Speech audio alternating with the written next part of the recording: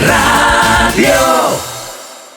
Qué bueno que nos acompaña una vez más a través de Turbo Music Channel en YouTube. Y durante esta ocasión, nuevamente tenemos personalidades, a un amigo que lo estimamos mucho y que gracias a Dios pues nos da la oportunidad de platicar con él, y siempre con una actitud muy positiva, y eso es bueno porque así le conocí allá por 1978, como él dice en su programa 1900 ayer, y siempre es muy dinámico. Me refiero a Sergio Gallardo. Sergio, qué gusto de verte. Igualmente, Turbo, igualmente. De veras que han sido muchos años, imagínate, desde 1978. Tú estabas de gerente en ese entonces de Radio Monumental cuando estaba en el edificio comercial, y es ahí donde te conocí. Entonces, y bueno, siempre un tipo íntegro, ¿verdad? Teníamos un buen equipo allá en la Monumental con el Chele Flores. Ahí estaba Paco Imendia, estaba también Luis Ramos, estaba Colorado. Era sí, buen equipo. Después llegó John Richardson, llegó Jaime Huete, Pipo Aragón, creo que también estuvo por ahí. Sí, es cierto, Pipo Aragón, claro.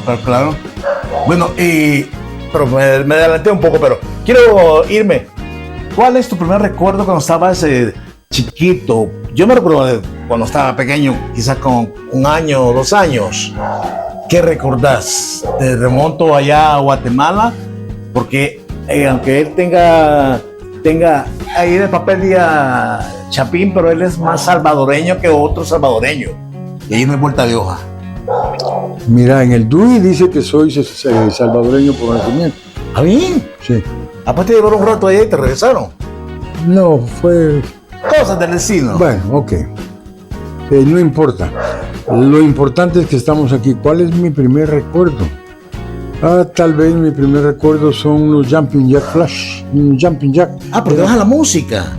¿O qué? No, me estás preguntando mi recuerdo. Mi recuerdo de los 2 años son unos zapatos que se llamaban Jumping Jack. Ok. Eran unas botitas. Yo todavía recuerdo que me costó portarme bien porque me llevaron a una fotografía a tomarme con unos cubos y toda la cosa. Y yo, vale, ellos querían que tuviera los cubos quietos porque era foto.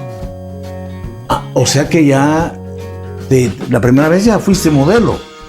Hombre, mis papás. ¿Tus papás? Sí. Bueno. Yo nunca he sido modelo. Muy bien, entonces te gustaron y yo quiero esto. Sí, qué bonito. Y ahí me tomaron la foto, y ahí está la foto. Por algún lado la tengo muy linda con el Jumping Jack. Ok. 2 años, primer recuerdo. De ahí fuiste recorriendo. ¿Cómo te sentías? ¿Eras inquieto desde esa época? ¿Eras dedicado al silabario? Bueno, porque era el silabario en sus días. Me gustaba leer, me regalaba muchos libros, era bastante inquieto, era jodión, afortunadamente.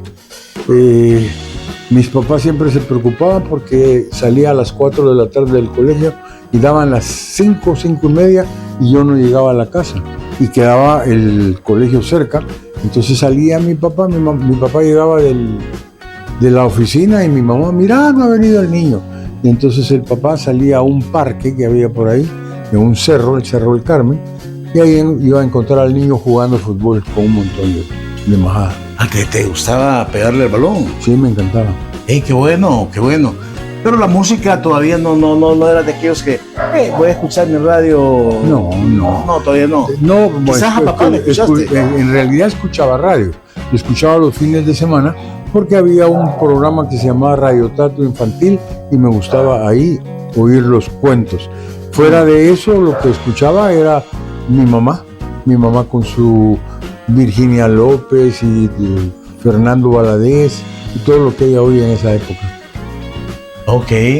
Y ahí fue cuando, ¿qué? ¿Te despertó el oído? ¿Se fue despertando? No, en realidad yo veía... Bueno, el oído me despertó porque la mayor parte de mi familia era con vena musical. Tenía un tío que tocaba el violín en la Sinfónica, tenía una tía que era soprano en el coro Arrullos de Guatemala y era la que toda la vida Cuando había acontecimiento en la familia, ella llegaba a cantar. La recuerdo perfectamente en las misas cantando el Ave María. Mi tía tocaba piano, era profesora de música también. Entonces, además otro tío era el saxofón de la Sinfónica y además tocaba con una orquesta que era muy buena, que se llamaba la Orquesta de Guillermo Rojas. Además de eso, otro mi tío tenía con sus hermanos un trío, tocaba la guitarra increíble. Total, había música por todos lados. Estaba en la familia la música. Sí, un montón de gente era músico.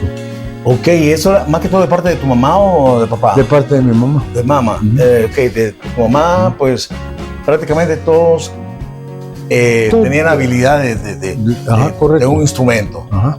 Y luego tú dijiste, me gusta, y allá, o cómo fue, alguien te dijo... Mira, yo no dije me gusta, sino yo tenía una prima ya mayor, ella creo que iba para los 18 años y yo tenía como 10, y ella tenía un subradio de transistores, que era lo que uno tenía en esa época cuando era cipote, y se lo llevaba a dormir, lo ponía debajo de la almohada y ahí se quedaba. Y entonces ella ahí oía a Elvis Presley, a Pat Boone, a Ricky Nelson, a todos esos. Y entonces, por rebote, yo también los oía. Y me empecé a gustar. ¿Quién fue el primero que te dijiste, que me cae simpático? Uh-huh. ¿Quién te gustó? ¿El primero que recuerdes? El primero que recuerdo, Buddy Holly. Ah, bien. Porque había un tío que le gustaba Buddy Holly, y a mí me ponía Buddy Holly, y recuerdo muy bien que me decía, oí el ritmo. Y entonces me ponía generalmente pretty Peggy Sue, me ponía y me hacía así como los dedos, como, mirá, puro caballito el ritmo, qué ritmo más bueno, que no sé qué. Y así me fue gustando Buddy Holly. ¿Y la música en sí en español o ¿En qué? Música en español no había. Solo la que oía mi mamá. Pero después escuché música en español. El primero que escuché fue a los Teen Tops. Me compré los discos de los Teen Tops con Enrique Guzmán. Ah, qué bueno. Ok, pero esto, residiendo allá. Viví en Guatemala en esa Guatemala. Época. Ajá, después de eso me fui al Perú y allá empecé a conocer a Palito Ortega, a Sandro fue después, pero Palito Ortega, a Johnny Tedesco, Sergio Murillo y un montón de los personajes que eran del Club del Clan, que era un programa argentino en televisión que tenía a todos los de la Nueva Ola. Que era Nueva Ola, los que cantaban sin saber cantar, pero tenían feeling. Lo que no sabía es que habías estado en Perú. ¿Estuviste buen rato? Sí, terminé mi primaria, terminé mi secundaria allá. Ok. Muy bien rato. ¿Y de Perú saltaste para...? Estados Unidos, y de los Estados Unidos me vine acá. Para El Salvador.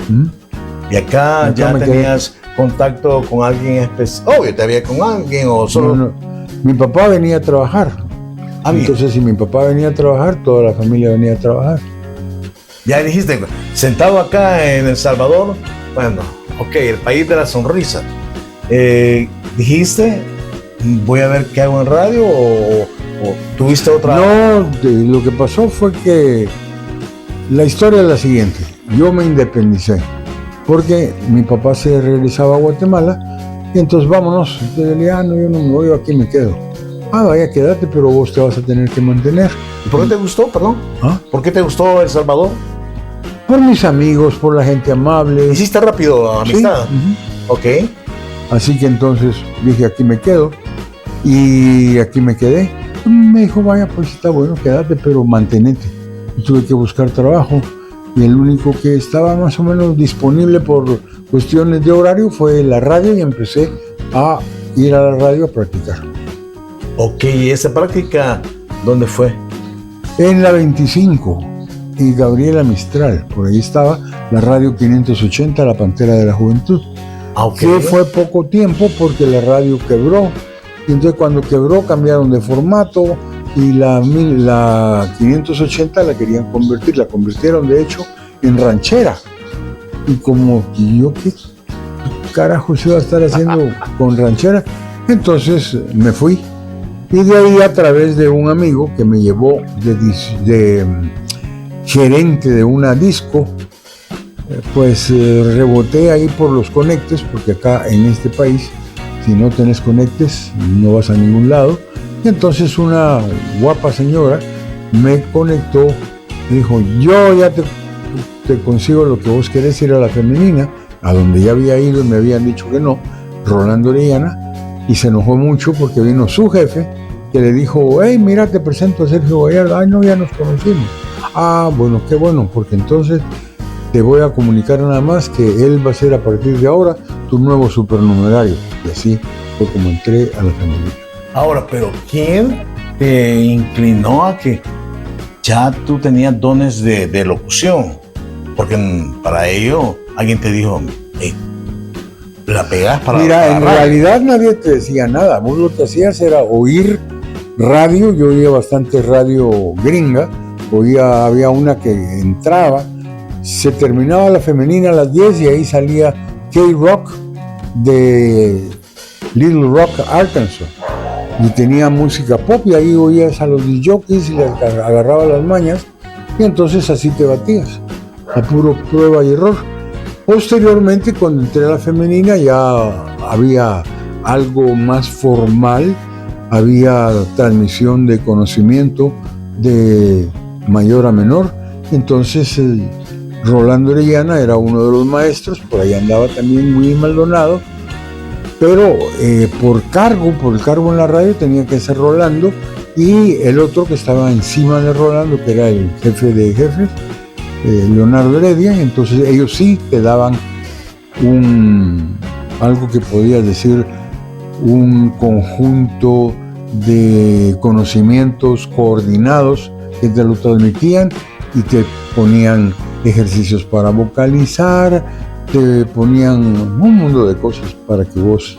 Y ahí ya era otra cosa. Vocalizar, entonces, ok, o sea que primero solamente operador, posteriormente...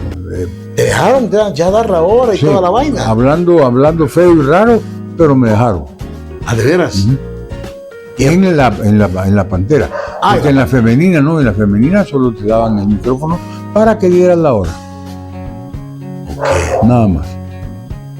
Y ya con el tiempo, ya ibas agarrando cancha y te decían, vaya, presentame un disco.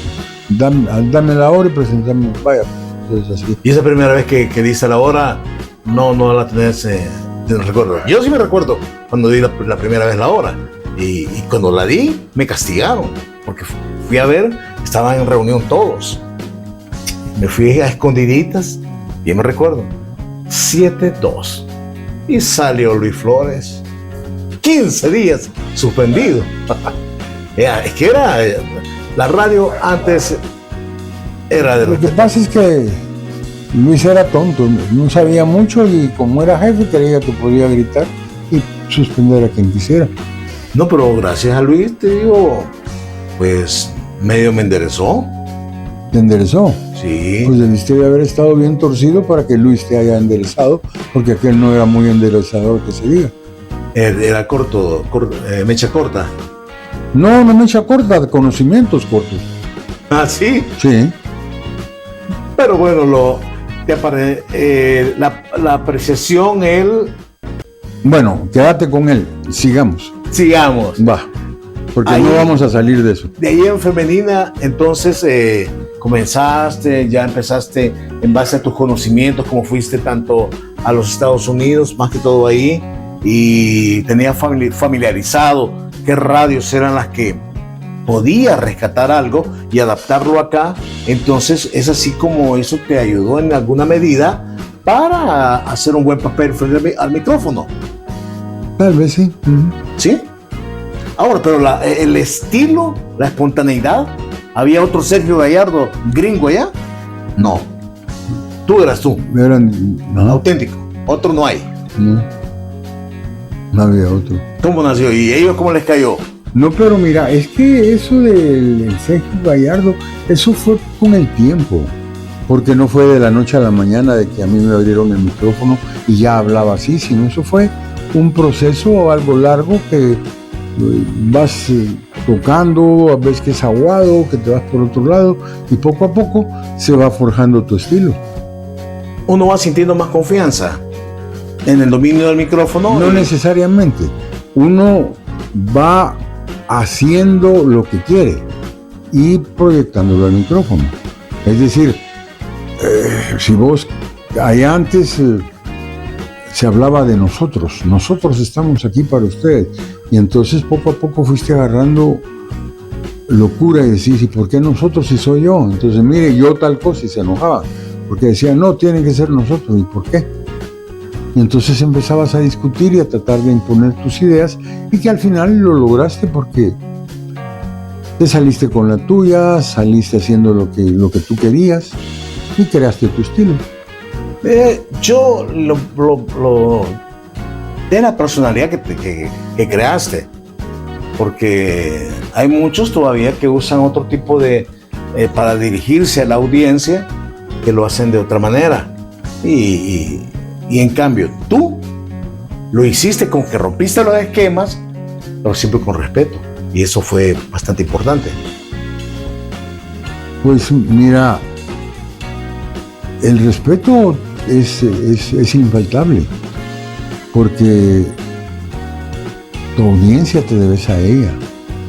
Entonces no puedes ser un salvaje y tratarla de tú o de vos o de usted, pues él muestra de respeto, muestra de confianza, según como sea, que no tiene, no sé, es más íntimo que estarle diciendo, mire, nosotros aquí, nosotros, ¿cuál nosotros? Entonces eso era en aquel tiempo, ahora no. ¿Ves una gran diferencia? No, hay una gran diferencia, pero definitivamente se anhela, bueno, en el caso mío anhelo, y mi hija que tiene 25 años, gusta. Le digo, a una de las canciones, me dice, qué bonita esa canción, papi. O, mira, o qué bien se les escuchaba. Como ahora todo es prácticamente gritado, salirse de las líneas o de ciertos estándares, sin ser cuadrado. Pero pienso yo que el animar implica, pues, vivir la radio sin, como tú dices, ¿verdad? Y yo lo hice también mención, sin faltar el respeto a la audiencia. Entonces, yo creo que la personalidad de Sergio Gallardo, muchos la definían como alguien que también no tenía pelos en la boca. Hablaba lo que decías, lo decías, o sea, no estaba con... Sí, pero tal vez eso era ya en otro lado. Es decir, ¿cómo podías no tener pelos en la boca con tu audiencia si con tu audiencia no se trataba de discutir? No tenías pelos en la lengua posteriormente, sobre todo en el deporte, cuando había tanta barrabasada que había y había que señalar. Entonces eso ya es otra etapa también. Porque aquí estamos hablando, estamos tratando de resumir 55 años de carrera, que fueron los que hicieron mi personalidad, y que no era la misma que tenía en 1969 que comencé. Ok. ¿Y ahora cómo se siente Sergio Gallardo? 1900 ayer es tu último gran proyecto, Dios siempre en radio, y de hecho, no sé, tuve la oportunidad y fue bien fugaz, o te estaban entrevistando en YouTube, porque es otra de las alternativas de plataforma hoy en día para poder conocer, bueno, a Sergio, que tiene un 99.9% de que lo conocen.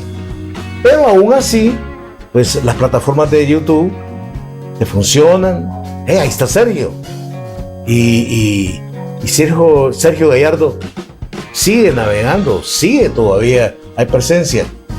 Cuando abrís un micrófono, cuando vas con tu programa, cuando empezás a explicar o a comentar anécdotas de determinado artista, de Steely Dan, que quién era Steely Dan, o Tony Basil, que la canción estuvo de moda recientemente con otra versión. Tantas canciones que son cover ahora, que en antaño fueron exitazos. Y todo eso, pues, tú lo tienes, tú lo sabes. Mira, a mí me encanta contar historias, ya sea de música, ya sea de personajes que llevo a mi programa. He llevado un montón de gente que hemos sacado buenas cosas que antes no las habían dicho y ahí las dijeron. Tratamos de dejar algo, dejar un mensaje, porque la radio se trata de entretener, de formar e informar. Entonces no puedes prescindir de todo eso. No es cuestión de ja, qué alegre, y no sabes ni de qué te estás riendo, ni la gente sabe qué le pasa a ese imbécil.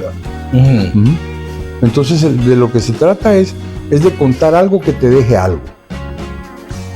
Por la naturaleza de la radio, por los fines que ella y los que están en ella deberían de perseguir: formar, informar, entretener. Y en esos 55 años, ¿qué te ha dejado de bueno la radio? Me dejó una bula, Ajá. Uy, un montón de cosas.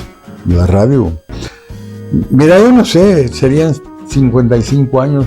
Me dejó amigos, me dejó viajes, me dejó gastronomía, me dejó familia. ¿Sí? Todo eso. ¿Algún amor de radio que recordes en especial?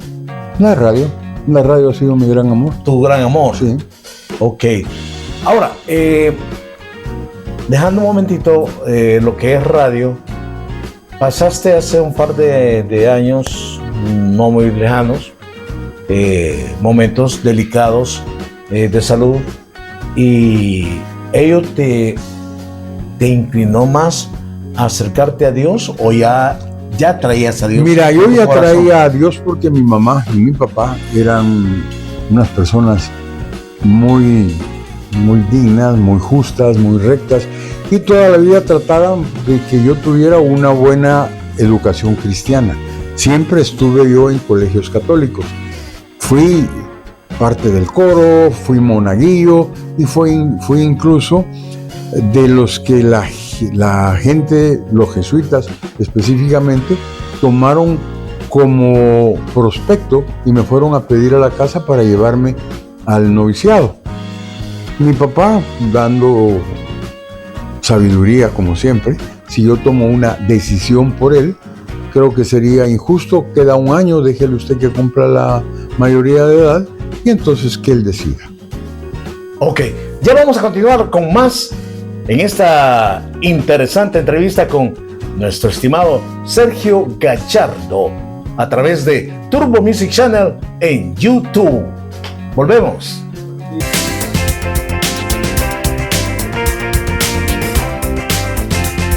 Solo Hits Radio.